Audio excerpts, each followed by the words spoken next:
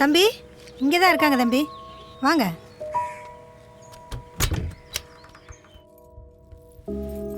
உள்ள போங்க. வாங்க.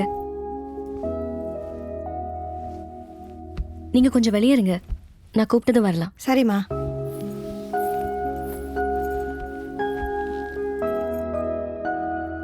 தொந்தரவுக்கு மன்னிச்சிடுங்க. யார்கிட்ட உதவி கேட்கறதுன்னு தெரியல, உங்க ஞாபகம் தான் வந்துச்சு. எதுக்குங்க மன்னிப்பெல்லாம் கேட்டு? என்ன பிரச்சனை சொல்லுங்க. நான் பிறந்து வளர்ந்ததெல்லாம் பெங்களூர் தான்.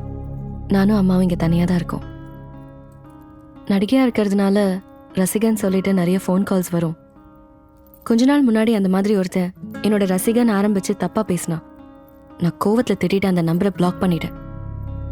நேற்று காலையில் மறுபடியும் வேற நம்பர்லேருந்து கால் பண்ணான். நான் சத்தம் போட்டேன். அதுக்கு அவன் உன் கூட படுக்கணும், எவ்வளோ பணம் கேட்டாலும் தரேன்னு சொன்னான். நான் என் ஃப்ரெண்டை அழைச்சிட்டு போலீஸ் ஸ்டேஷன் போய் கம்ப்ளைண்ட் பண்ணேன்.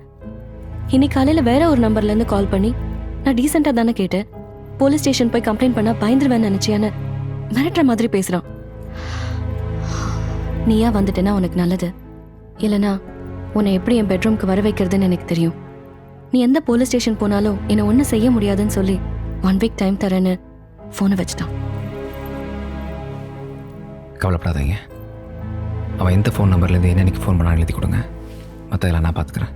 ஷார்ட் ரெடியாம்மா? 1 minute.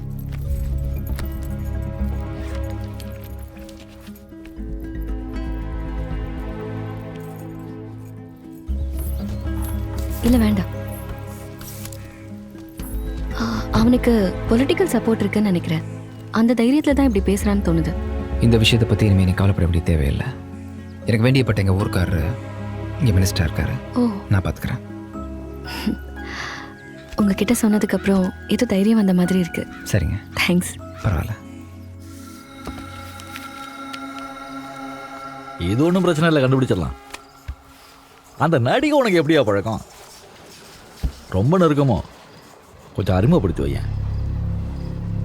அவங்க எனக்கு ரொம்ப வேண்டப்பட்டவங்க சார். அது என்னன்னு தெரியலையே, இந்த பொம்பளைகளுக்கே வெள்ளையா இருக்கிறவங்க தான் ரொம்ப பிடிக்கும். உங்கள் ஒய்ஃப்க்கு உங்களை பிடிக்கும்ல? பொதுவாக சொன்னையா? தமிழரசனை பார்த்த உடனே அப்படியே ஆடி போயிட்டார்.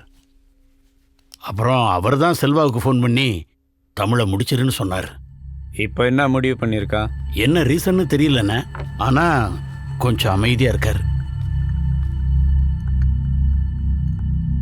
உனக்கு ஏதாவது தெரியுமா? தங்கபாண்டியை சொல்லி தான் செல்வம் ஆட்கள் அமைச்சதா தமிழும் நம்புறாரு. அதுக்கான காரணம் தான் யாருக்கும் தெரியலண்ணே. தங்கபாண்டி ஏன் தமிழை பார்த்து பயப்படணும்? தமிழுக்கும் தெரியாத ஏதோ ஒரு விஷயம் இருக்கு. யாருக்கு தெரியும்? வர எலெக்ஷனில் தங்கபாண்டியனை காலி பண்ணுறதுக்கு தமிழரசனே முக்கிய காரணமாக இருக்கலாம். கொஞ்சம் பொறுங்கண்ணே, விஷயத்தை தெரிஞ்சுட்டு வந்து என்னன்னு சொல்லிடுறேன். உங்களை மாதிரி நம்ம ஆளுங்களோட சப்போர்ட்டும் ஒத்துழைப்பும் தான் என்னை எலெக்ஷனில் ஜெயிக்க வைக்க முடியும். நான் கும்பிடுற சாமியை விட நம்ம ஆளுங்களை தான் நான் அதிகமாக நம்புகிறேன்.